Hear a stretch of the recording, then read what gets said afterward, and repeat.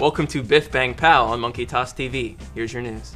Marvel is discussing their new Age of Heroes miniseries, which promises to bring a lighter, more fun feeling back to the Marvel Universe. And to celebrate, the Power Pack will be brutally murdered in the first issue. Wow. Marvel Comics also made national news this week when a new issue of Captain America featured protesters carrying signs used by the real-life Tea Party protesters. One offending sign read, quote, "Teabag the liberal Dems before they teabag you." Marvel plans to change the offending sign for future printings of the book, but only if America promises to do something about the protesters.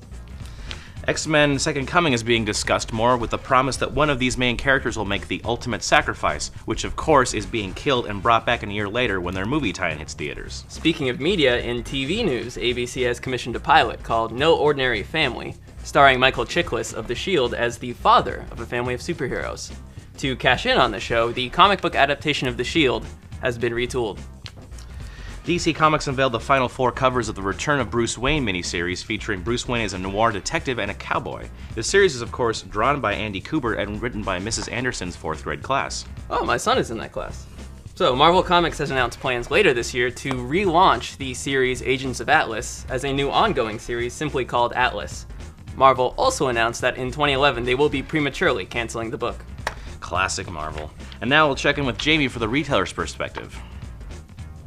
Oh, Jamie, what do we have today? Hi, Danny. Let's start with Batman and Robin. This is Grant Morrison's run. It's still worth reading. I haven't read this issue yet, but the cover sure indicates some kind of revelation. It is selling extremely well. Next is Andy Diggle's Daredevil. If you remember Brubaker's run as the writer, Andy has taken the mantle and he's doing extremely well. He's positioned Daredevil as the head of a criminal organization of assassins known as the Hand, and yet Daredevil is the good guy. Followed by Hitmonkey. This was a Marvel digital online comic series that's first seeing print right now. The art is good, the storyline is fine.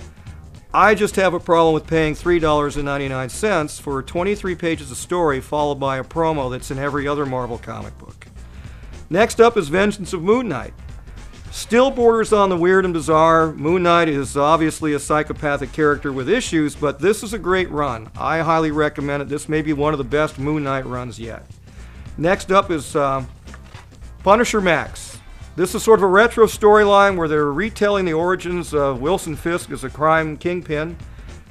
This is obviously it's Wilson Fisk in the beginning. Good storyline. Finally, Ultimate Armor Wars #4 is out.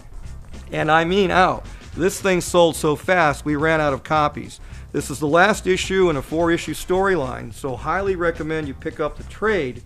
You will find in this issue a Tony Stark revelation. Interesting stuff. Awesome. Okay, so now let's join Matt, who's going to teach us how to make a refreshing summer salad. Wrong, Danny. I'm in love. Love with comic books. It's Valentine's Day almost, and I thought I'd chat it up about love in the comic book world. Surprisingly for modern-day cheesecake and men's pulp tales, comic books are full of high school random drama featuring the love department. For example, swinging singles like Wolverine have been caught up with Mystique, Jean Grey, and of course his long-running feud with the Hulk. They make a great couple, don't they? Other singles include great couples like Adam Eve and Invincible, who are having a baby right now, spoiler alert. But if you want, more traditional married couples, I think the only married superhero team are Reed and Sue from the Fantastic Four. Unfortunately, it's a little bit rocky. He's got his stretchy head up his butt, focusing on robots instead of kissing his woman.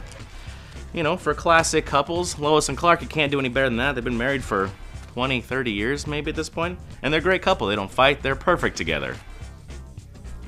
And finally, Peter Parker and Mary Jane, who are a great staple, are now defunct because Marvel sucks. But maybe one day they'll get back together and give us nerds a chance to get that supermodel we all wanted. But why? Why isn't love important in comic books? Why isn't it staple? Why isn't it consistent? Because we wouldn't buy them. Because if we read about beautiful couples all the time, I'd be sick of it. Because that's not my life and that's not your life. I know you guys, that's not your lives. So I'll wrap things up and throw it over to the pick of the week. Speaking of other things we love, pick of the week. A little bit of romance. Scott Pilgrim. Boy meets girl. Boy has to battle girl's 7 evil ex-boyfriends. It's very fun. It's got action, romance, lots of video game references. It's hilarious. It's gonna be a movie. You're gonna be uncool if you haven't read this already. Simple as that. That sounds great. That sounds like my life. Really? Nope, I lied to you. At least the video game references, right? Nope. Not even? Oh, does it involve eating pizza? Because that's all I do. I think there's some pizza in it, so Yes, sold. I will read this book. it's for everyone. Read this book. I'm Matt. I'm Danny. We'll see y'all next week. Have a great weekend. Week. And tomorrow.